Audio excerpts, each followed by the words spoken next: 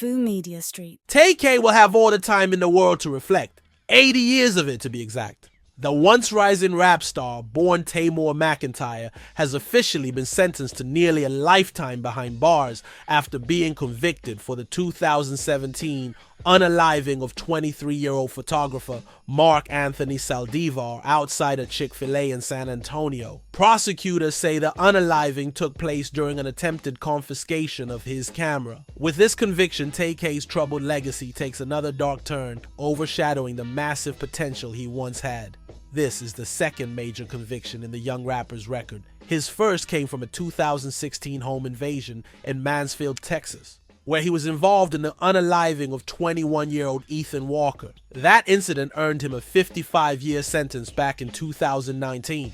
But it was what happened in between that took TAY from local buzz to viral fame. While on house arrest awaiting trial, TAY cut off his ankle monitor and went on the run. During that time, he committed another unaliving, this time taking the life of Saldivar. But just before his capture in New Jersey, he recorded the music video for what would become his biggest hit, The Race. That song exploded on the internet, reaching number 1, 44 on the Billboard Hot 100 and launching him into stardom. The track's raw lyrics, "I was trying to beat a case, but I did a race," along with visuals of him holding his own wanted poster, created a storm of media coverage and fan fascination. TAY became the face of a new era of viral rap, gritty, unfiltered, and dangerously real. But what's most tragic is how far he could have gone. He had a unique sound, natural charisma, and the kind of real-life story that draws people in. Some saw him as the next big thing, an artist who could have evolved into a star like Chief Keef, or even beyond. But instead of capitalizing on his rising fame, he doubled down on decisions that would seal his fate. Perhaps the most heartbreaking part? The person he was convicted of killing, Mark Saldivar, was reportedly a local photographer, someone who may have been helping TAY build his image and brand. If that's true, then this wasn't just a crime, it was a betrayal. He didn't just lose a supporter, he lost everything he was trying to build over something that wasn't worth it.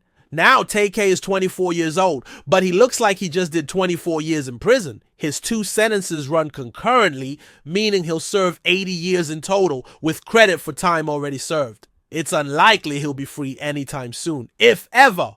Meanwhile, the same internet that once made him a star has moved on.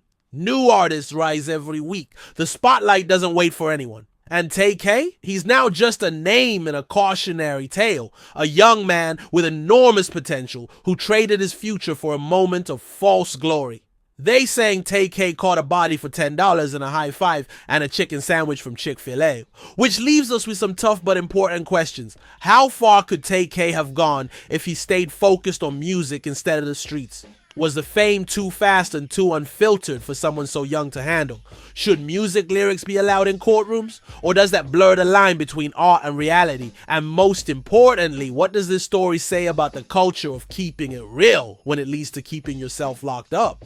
TAY had the talent, the momentum, and the image. But instead of building a legacy, he left behind a cautionary message. When you race against the law, there's rarely a finish line. You just end up stuck. If you're into stories like this, breaking down rap culture, hip-hop drama, and the rise and fall of today's artists, make sure to hit that subscribe button and turn on notifications so you never miss a drop.